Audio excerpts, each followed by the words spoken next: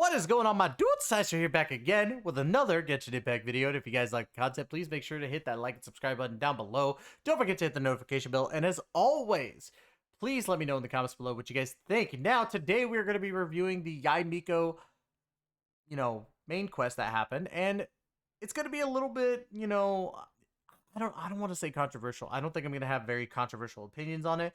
But I am going to be basically disagreeing with a couple tubers, and here's why.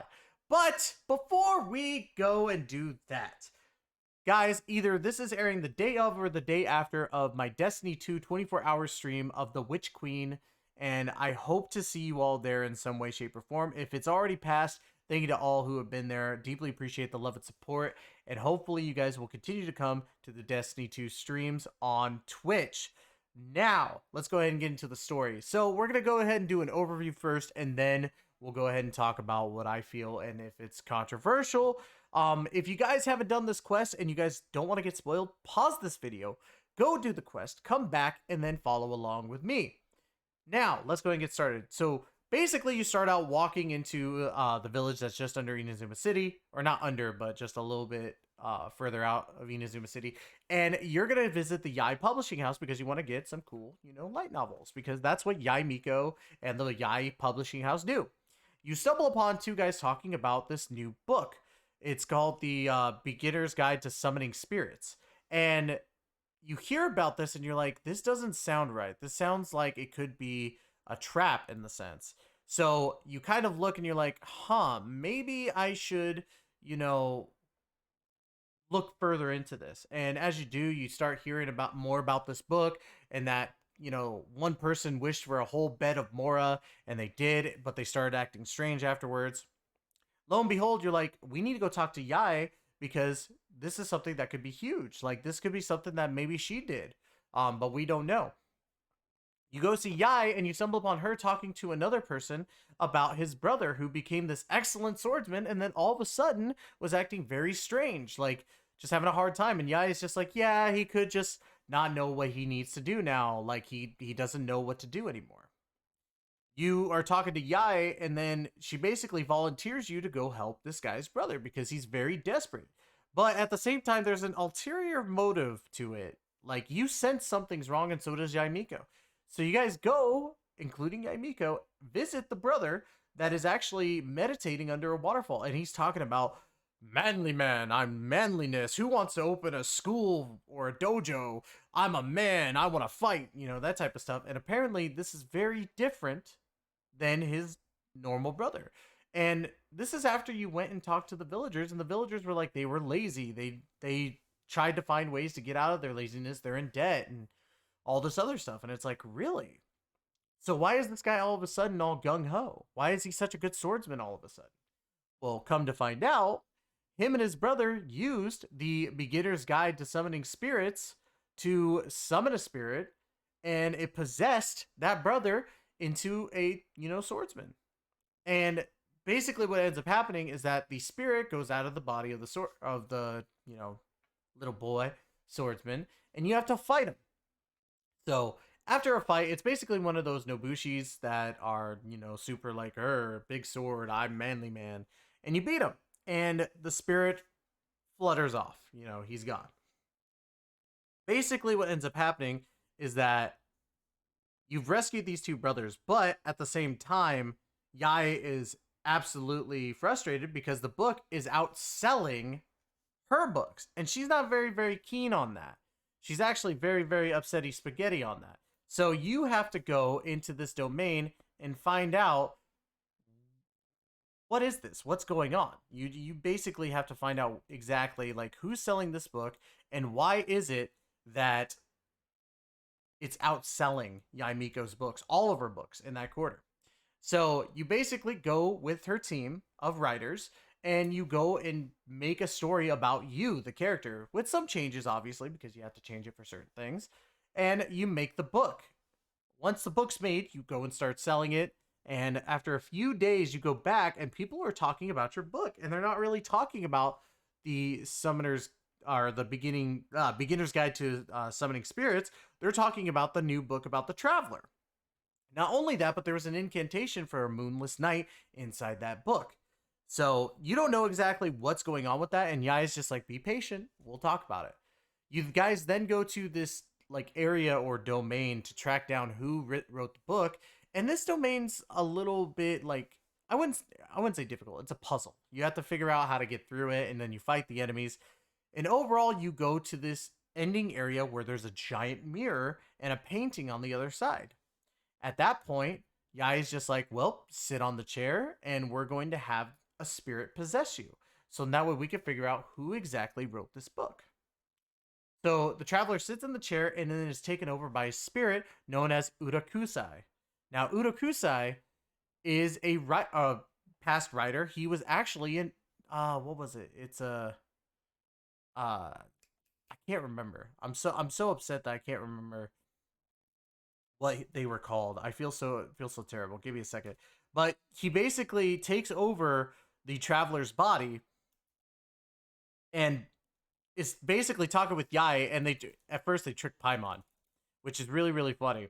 They trick Paimon into thinking that the traveler's been taken over and yokai. That's what they were, yokai, and that the traveler is now this evil spirit, and or is never gonna come out again. But then they laugh and they're just like, "Oh yeah, we're friends. He's a yokai from like back in the day who passed away." Blah blah blah.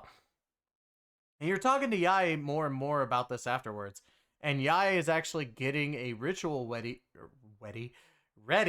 to send these yokai spirits, to a further plane. Kind of send them off and exercise them.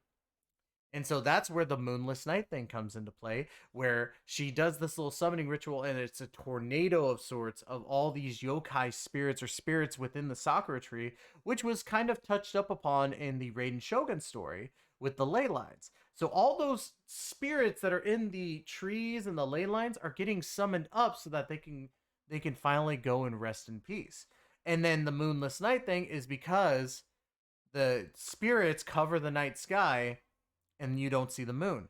From there, you see all these people in Inazuma City making these wishes, hoping, this stuff goes well, and they do the prayer. And basically, all the spirits they get sent to another plane. I don't know exactly what they call it, but it's basically like, to the afterlife. And it's a really touching thing because you just see all those, you don't get to see like individually, but just to be able to be the traveler and release all those spirits so that they could finally rest is a great thing, especially for, those spirits. And then of course Yae Miko afterwards, she's like, "Thank you for your help, blah blah blah. You can treat me to a meal." And kind of a funny thing to touch up on is when you were going with them to uh make this book, she treats you to a meal, but it's very plain. It's like kushikatsu, like very plain kushikatsu and all that, and she buys it for you. And you're like, "Ah, whatever." But when you go to the same restaurant, Yae Miko has ordered like a bunch of stuff, like all these extravagant like like plates and all that, and she's like, "Oh, well, you will have more than enough to pay for it. Your paycheck covers it." And basically, she tricked you into buying her a meal. So at the end of the day, you don't really get much out of it, and Yae Miko has tricked you, and that's the whole point. She's a very sly fox in that sense. So I let's go ahead and get into, like, I wouldn't say controversial points, but more so how I feel about the story. Now, if you guys don't recall, there's a couple of tubers, mainly like the big one I always mention is Tectone, saying that MiHoYo missed the mark with this. And I could see where people say that because, again, if you look at previous stories before, it is kind of the same cookie cutter way to get to the end of the story. You talk to one, two, three no name people that you don't really care about, and then from there, you go and be a part of the story and then go from there to finishing the story. Now, I think that it's actually good that there's a couple no names in the story. I could see the point of using one or two of the characters from, our unlimited roster of characters, especially since we get a new character with each update at least.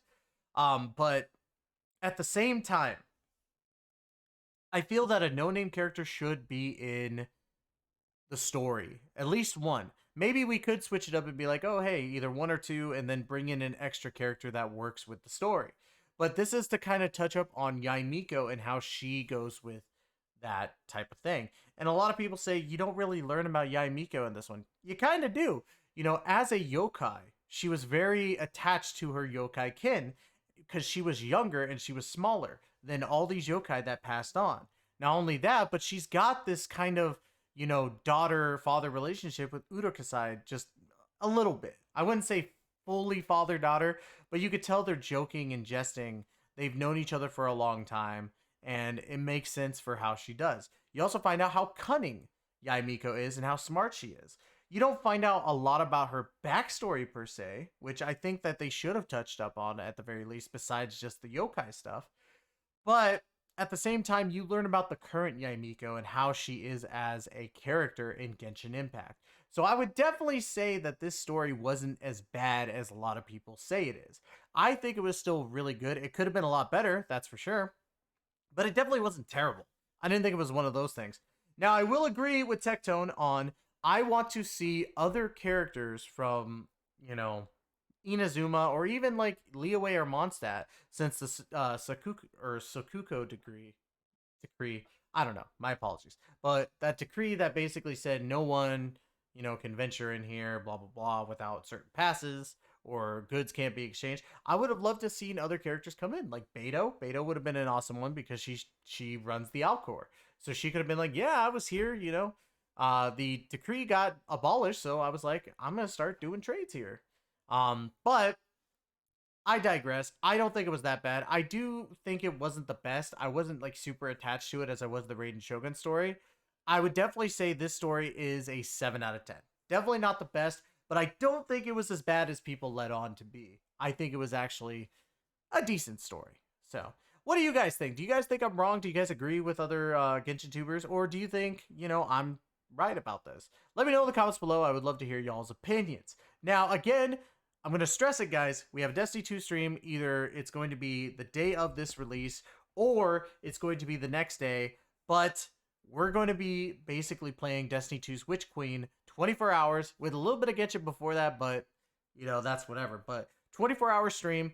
Love to see you guys there. The link to my Twitch is in the description down below. So, as always, guys, thank you so much for giving me the opportunity to entertain you. We will be back again with another video by the end of this week. And as always, guys, we will catch you guys in the next video. Take care and be safe.